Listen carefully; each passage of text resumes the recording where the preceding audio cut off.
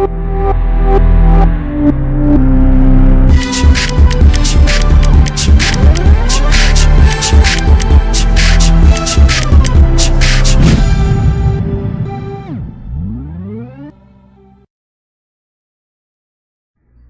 exciting lesson is all about reading poetry. You will be exposed to a very significant poem written in the 19th century by Lord Byron. The poem is titled The Prison of Chillon. However, you will be only taking the first 3 stanzas of the poem. Lord Byron wrote the poem in 1816. The objectives of the lesson is that first, you'll be able to know how to read the poem. And by doing that, you'll be able to appreciate the poem, understand it, and in the end, being able to read any poem you encounter. After that, you'll learn how to paraphrase poem stanza by stanza, and then in the end, you'll be able to summarize the poem. The ability to paraphrase the poem or rewording the poem in your own words and summarizing it is the first step to understand the poem and then analyze it. Later, you'll be exposed to different literary devices used in poems, what we call poetic diction or poetic devices. After that, we will learn more about the structure of this poem, what we call the poem form and poem structure. And then we're going to talk a bit about the poem meter. After that, we're going to delve into the theme of the poem.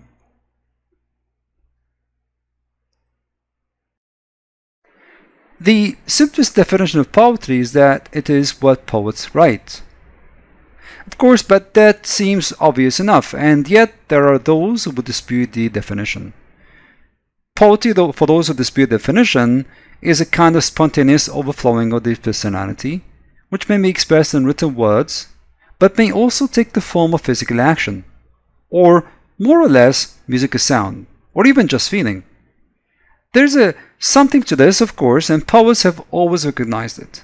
It is a very old notion that the poet reaches down deep into himself to produce these poems, and that their place of origin is a mysterious well of creation within the mind or soul.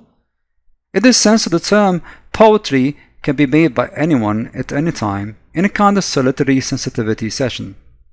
But although we admit that there is some sort of truth in this definition, the meaning of the term that we will be employing what follows in terms of the lesson is much narrower. Whatever may be the origin of the poetic impulse, poetry for us consists of words, and what is more, of words that are arranged in a more or less ordinary and disciplined way. Other definitions of the term that similarly contain some sort of truth are that poetry is not truly poetry unless it praises, or unless it rouses to action, or unless it is written in rhyme, or unless it employs a specialized language that is called poetic diction. Our point here is that all of these definitions, and a dozen more of them that we might mention later, are too narrow. We are certainly that 9 times out of 10 of you, or perhaps even 99% out of 100 of you, would agree with us that X was a poem and Y was not a poem, and that is fully sufficient for our purpose in the following lesson. Many people believe that they cannot read poetry, specifically lyric poetry, especially modern poetry. They think that it's often difficult, obscure, complex, and that it demands so much attention, so much work on the part that it is not worthwhile. We would like to say 2 things. First, poetry, specifically lyric poetry, even modern poetry, does not always demand as much work as you may think if you go about reading it in the right way. This is number 1. Number 2, it is often worth whatever effort you are willing to spend. We do not mean that you would not work on a poem. A good poem can be worked at, reread, and thought about over and over for the rest of your life.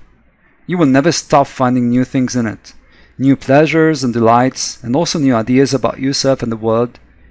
We mean that the initial task of bringing a poem close enough to you to work on it is not as hard as you may have believed.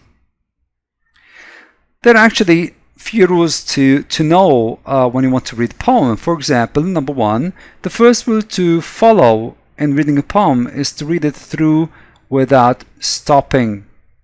Whether you think you understand it or not, don't stop. This is the same rule that we suggest for many different kinds of texts, but it is more important for poem than it is for any other text. In fact, the trouble so many people seem to have in reading poems, specifically the difficult modern ones, stems from their awareness of this first rule of reading them. For example, when they face poems by, let's say, T.S. Eliot or Dylan Thomas or some other obscure modern poem, they plunge in with a will, but are brought up short by the first line or stanza. They do not understand it immediately and in its entirety, and they think they should. They puzzle over the words, try to unwind the complicated yarn of the syntax, and soon give up, concluding that, as they suspected, poetry is just too difficult for them. It is not only modern poems that are difficult. Many of the best poems in language are complicated and involved in their language and thought. Besides, many apparently simple poems have immense complexity under the surface. But any good poem, specifically lyrical poem, has a unity. Unless we read all of it and all at once, we cannot comprehend its unity. We cannot discover, except possibly by accident, the basic feeling or experience that underlies it. In particular, the essence of a poem is almost never to be found in its first line, or even in its first stanza. It is to be found only in the whole, and not conclusively in any part. The second rule for reading lyrics is this: read the poem through again, but read it out loud. Again, the second rule for reading lyrics is this: read the poem through again, but read it out loud. We have suggested this before, and in the case of poetic drama, like for example Shakespeare's, it can happen as well. It is essential also that you will find, as you read the poem out loud, that the very act of speaking the words forces you to understand them better. You cannot glide over a misunderstood phrase or line quite so easily if you are speaking it. Your ear is offended by a misplaced emphasis that your eyes might miss. And the rhythm of the poem and its rhymes, if it has them, will help you to understand by making you place the emphasis where it belongs. Finally, you will be able to open yourself to the poem and let it work on you as it should. In the reading the poems, these first two suggestions are more important than anything else. We think that if readers who believe they cannot read poems would obey these rules first, they would have the little difficulty afterwards. For once you have apprehended the poem and its unity, even if this apprehension is vague, you can begin to ask it questions. And as with expository works, that is the secret of understanding. The questions you ask of an expository work are grammatical and logical. The questions you ask of a poem are usually rhetorical, though they may be also syntactical in terms of sentences or sentence structure. You do not come to terms with a poem, but you must discover the key words. You discover them not primarily by an act of grammatical discernment, however, but by an act of rhetorical discernment. Why do certain words pop out of the poem and stare you in the face? Is it because the rhythm marks them, or the rhyme, or are the words repeated? Do several stanzas seem to be about the same ideas? If so, do these ideas form any kind of sequence? Anything of this sort that you can discover will help you understand the poem better. In most good poems, specifically lyrical poems, there is some kind of conflict, sometimes two antagonists, either individual people or images or ideas are named, and then the conflict between them is described. If so, this is easy to discover. but often the conflict is only implied and not stated. For example, a large number of great lyric poems, perhaps even the majority of them, are about the conflict between life and death, between the beauty of transient things and triumph of eternity, but these words may not be even mentioned in the poem itself. One final piece of advice about reading poems. In general, readers of such works feel that they must know more about the authors and their times than they really have to. We put much faith in commentaries, biographies, and so on, but this may be only because we doubt our own ability to read. Almost everyone can read any poem, if he will go to work on it. Anything you discover about an author's life or times is valid and may be helpful, but a vast knowledge of the context of the poem is no guarantee that the poem itself will be understood. To be understood, it must be read over and over and over. Reading any great poem is a lifetime job. Not, of course, in the sense that it should go on and on throughout your lifetime, but rather that as a great poem, it deserves many return visits. And during vacations from a given poem, we may learn more about it than we realize. The Poet, Lord Byron. George Gordon Noel Byron, 6th Baron Byron, was born 1788 in London and died 1827 in Greece. From a young age, Byron wished for a career in Parliament, with poetry initially being only a secondary interest. He entered the House of Lords, his privilege for being born into British nobility, and in 1812 gave his first speech opposing the Framework Bill, which made the destruction of stocking frames, mechanical looms used in the textile industry, a crime punishable by death. Lord Byron is regarded as one of the greatest British poets and is best known for his brilliant use of the English language. He was among the most famous of the English poets. His contemporaries included Percy Shelley and John Keats.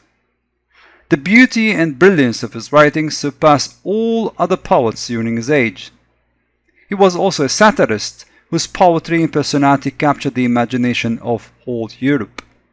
He died of fever and exposure while engaged in the Greek struggle for independence.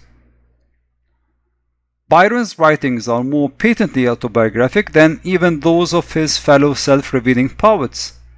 Byron early became aware of reality's imperfections, but the skepticism and cynicism bred of his disillusionment coexisted with a lifelong propensity to seek ideal perfection in all of life's experiences. Consequently, he alternated between deep-seated melancholy and humorous mockery in his reaction to the disparity between real life and his unattainable ideals.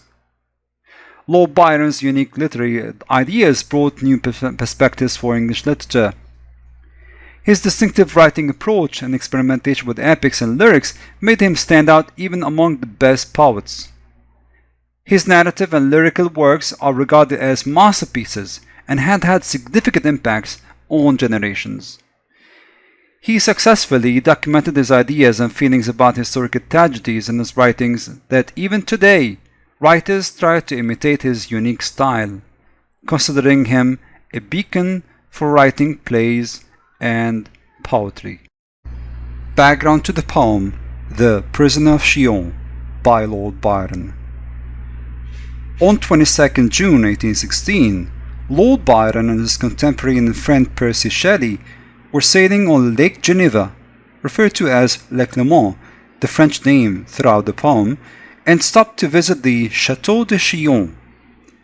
After touring the castle and walking through the dungeon in which Bonivard, a nobleman, historian, and Geneva patriot at the time of the Republic of Geneva, was imprisoned, Byron was inspired by Bonivard's story and composed the Sonnet of Chillon.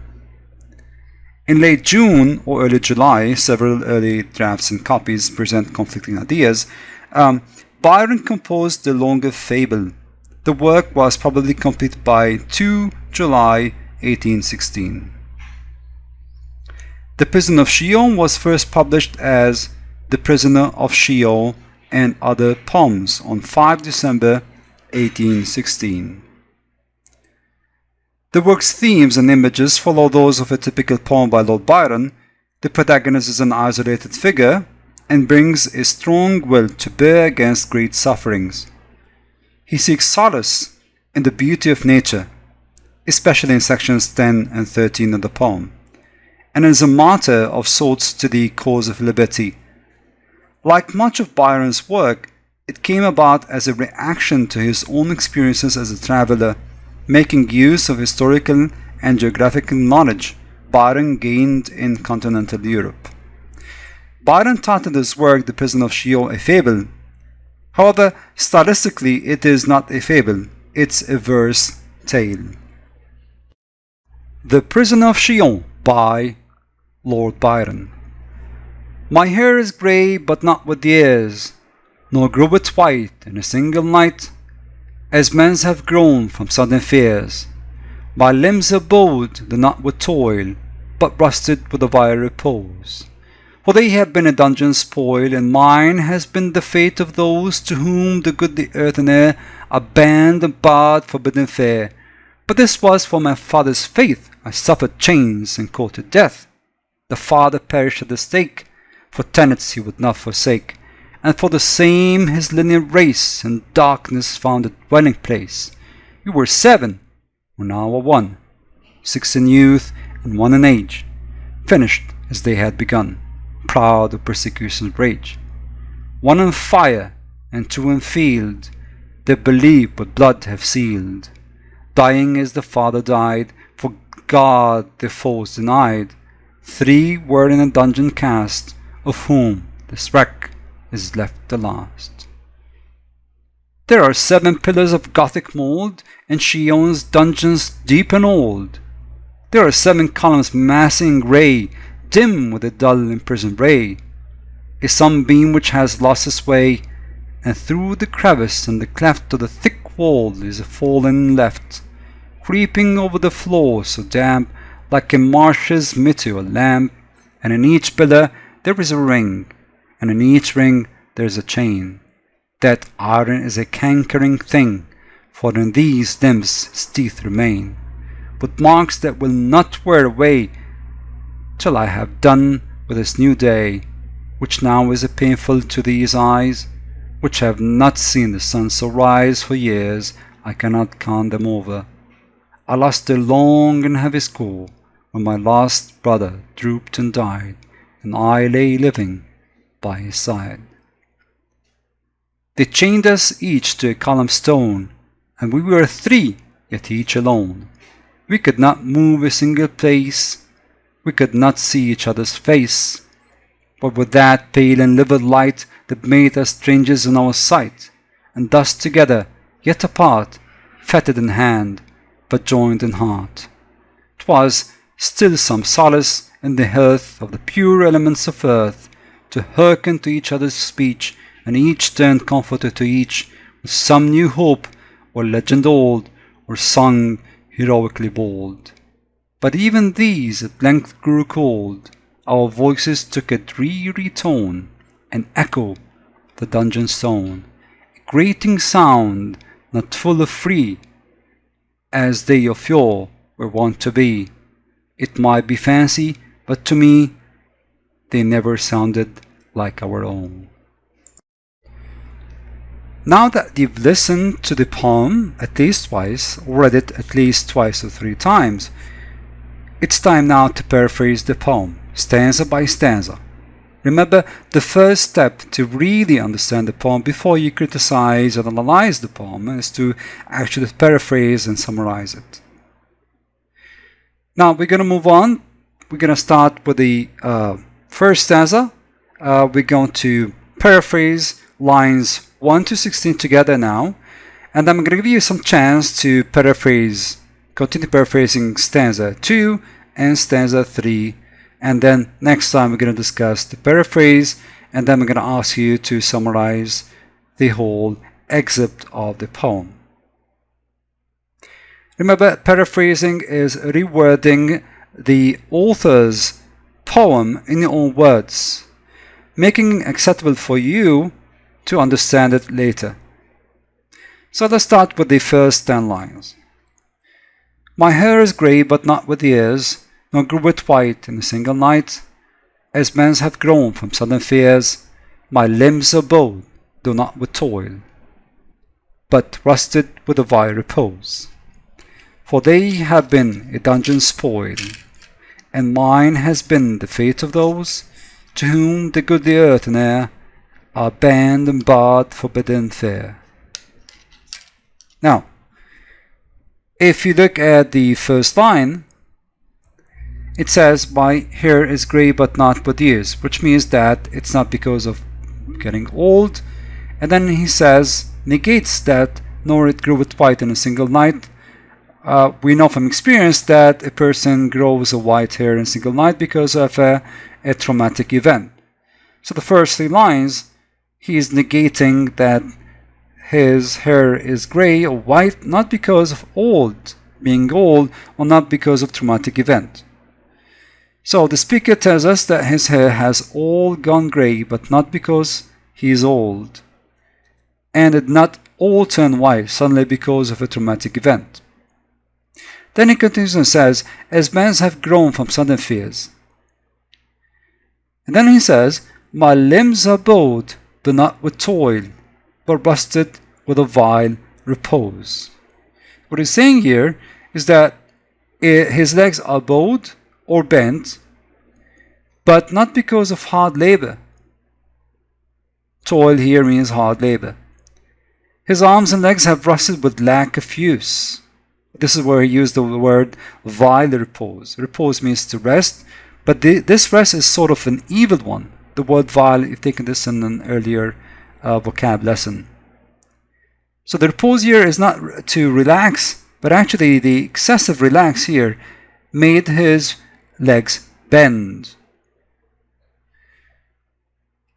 For they have been a dungeon spoil, and mine has been the fate of those to whom the goodly earth and air are banned and barred, forbidden fare. So what he's saying here is that his limbs have been spoiled by a dungeon, perhaps because of the foul environment in the dungeon, which is usually underground. And then he says, the speaker says that he has shared the same fate as people who are banned and barred from the fresh air and freedom.